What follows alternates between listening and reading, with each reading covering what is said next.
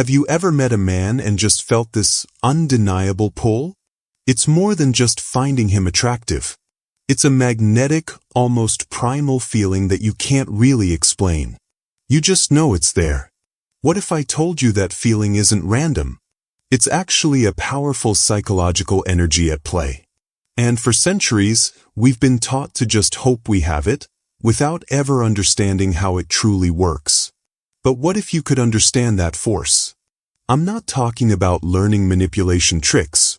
I'm talking about understanding this energy on a soul-deep level, so you can naturally attract a connection that feels both thrilling and destined.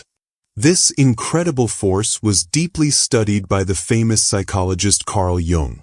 He called it libido, and he saw it as the key to creating a profound obsession that goes far beyond the physical. In this video, we're going to break down his concepts of the anima and libido to show you how to become the object of his deepest, most authentic desires. Let's get started. We have to start by completely redefining what we mean when we say sexual energy, because our modern understanding is so narrow. When we hear that term, we think purely of physical attraction, of that spark that draws you to someone. But Carl Jung saw it so much bigger than that. He used the word libido, and for him, it wasn't just about sex, it was the very fuel of our psyche. It's our general life force energy. Think about it. It's the intense drive you feel when you're lost in a creative project, completely in flow and time just stops. It's the profound connection you might feel during meditation or in nature, that sense of being part of something vast and spiritual. And yes, it's absolutely the magnetic pull you feel towards someone you desire. All of that is libido. It's the energy that motivates us, moves us, and makes us feel truly alive. So when a man is powerfully attracted to you, it's not just a simple physical reaction. He is, often without even realizing it, projecting a massive amount of this precious psychic energy in your direction. It's the energy of his interest, his fascination, his curiosity about you.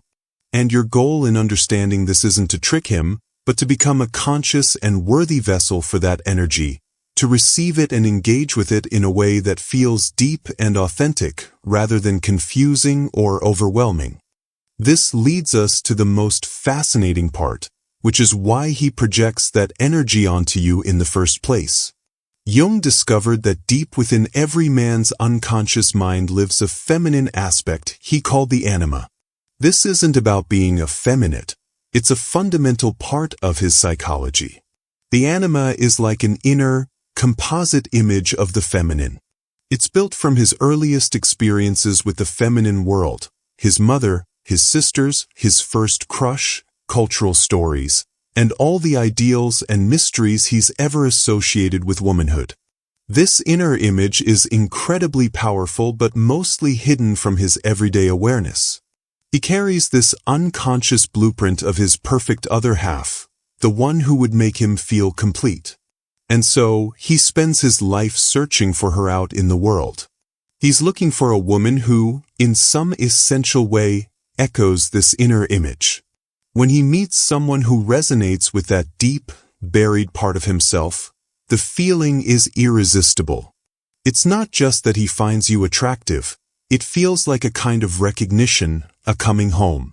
He feels a profound sense of wholeness, fascination, and yes, obsession because in a way, he has found a lost part of his own soul reflected back at him in your eyes. You become more than just you. You become a living symbol of everything his psyche has been yearning for. So, how do you actually work with this energy in a real way? It starts with a subtle but powerful shift, moving from just being a person he's interested in to becoming a living symbol of that inner feminine ideal he carries. This doesn't mean pretending to be someone you're not. It's about consciously embodying the qualities that naturally resonate with that deeper part of him. Think of it not as putting on a mask, but as turning up the volume on the most intriguing parts of your authentic self. A big part of this is choosing mystery over constant availability.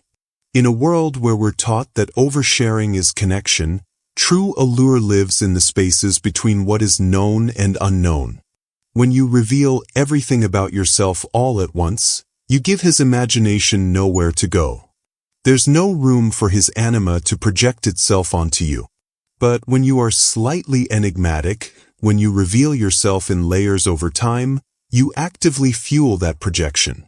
It's about sharing a fascinating thought but not your entire life story on the first date. It's about having a rich, full life that he gets glimpses into, making him want to learn more. This mystery invites him in, it makes him lean forward and wonder, and in that wondering, he connects you with the eternal mystery of the feminine itself. Alongside this, embrace the power of polarity. Jung was deeply fascinated by the tension of opposites, and this is where real magnetism lives. Avoid being one-dimensional. The most captivating women are those who contain multitudes. Be the woman who is both nurturing and fiercely independent, who can be strong and decisive yet also soft and vulnerable. This dynamic tension is incredibly compelling because it mirrors the complexity of life itself.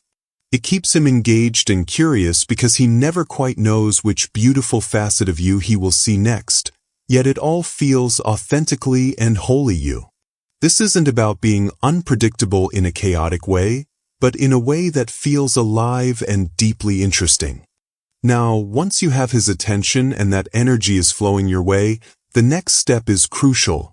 Don't just let it sit there. His libido, that life force energy, is seeking expression. If it isn't channeled, it can fizzle out into simple physical attraction or even anxiety.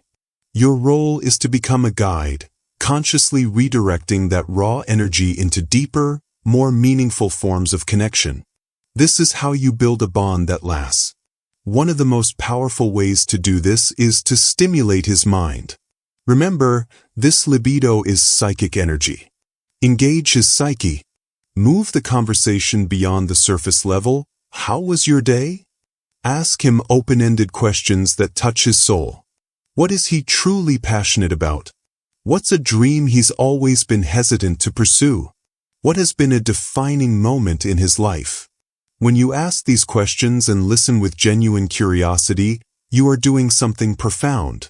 You are showing interest in the content of his character, not just his profile. You are accepting the energy of his interest and returning it in a way that values his inner world, making him feel seen and understood on a level few people ever bother to reach. Another beautiful way to channel this energy is to create shared experiences. Instead of just going for drinks, suggest activities that are immersive and engaging. Go to an art exhibit and talk about what the pieces make you feel. Go for a hike where the challenge and beauty of nature become a shared journey. Try learning a new skill together, like a dance class or a pottery workshop, where you can be playful and slightly vulnerable alongside each other. These activities provide a creative and shared outlet for that energy. You are building a story together, and in that story, the connection deepens far beyond simple attraction. You become associated with feeling alive, inspired, and connected. Finally, and this is perhaps the most important step, the ultimate strategy is to focus on your own wholeness. Jung would say that the most authentically attractive person is not the most physically perfect one, but the one who is psychologically integrated. This means doing the work to acknowledge and embrace your own shadow, those parts of yourself you might hide, feel ashamed of, or think are unlovable.